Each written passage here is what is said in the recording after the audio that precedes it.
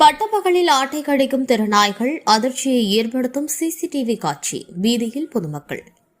கோவை கரும்புக்கடை சலாமத் நகர் பகுதியில் நடந்து சென்ற ஆட்டை 5 திருநாய்கள் கடிக்கும் சிசிடிவி காட்சிகள் வெளியாகி மக்களிடையே அதிர்ச்சியை ஏற்படுத்தியுள்ளது. இந்த நிலையில் கோவையில் 86வது வார்டில் புள்ளிக்கட்டு கழிவுநீர் பண்ணை அருகே நாய்கள் கருத்தடை மையம் உள்ளது. அங்கு கோவை மாநகராட்சியில் பிடிக்கப்படும் நாய்களை வைத்து கருத்தடை செய்வது வழக்கம். இந்த நிலையில் இரவு நேரங்களில் கருத்தடை செய்யப்பட்ட நாய்களை 86வது வார்டு முழுவதும் மாநகராட்சி அதிகாரிகள் விடுவதனால் அந்த பகுதியில் தெருநாய்களின் எண்ணிக்கை அதிகரித்து உள்ளதாக அப்பகுதி பொதுமக்கள் குற்றம் சாட்டுகின்றனர். தெருநாய்கள் உணவுக்காக வளர்ப்பு பிராணிகளான கோழி, ஆடு, மாடு போன்ற கால்நடைகளை கூட்டாக சேர்ந்து தாக்கி வருவது வாடிக்கையாகிவிட்டது என்றும், இதனால் இந்த பகுதிகளில் குழந்தைகள் முதல் வயதானவர்கள் வரை தெருநாய்களுக்கு பயந்து வெளியே வர முடியாத சூழல் ஏற்பட்டுள்ளது.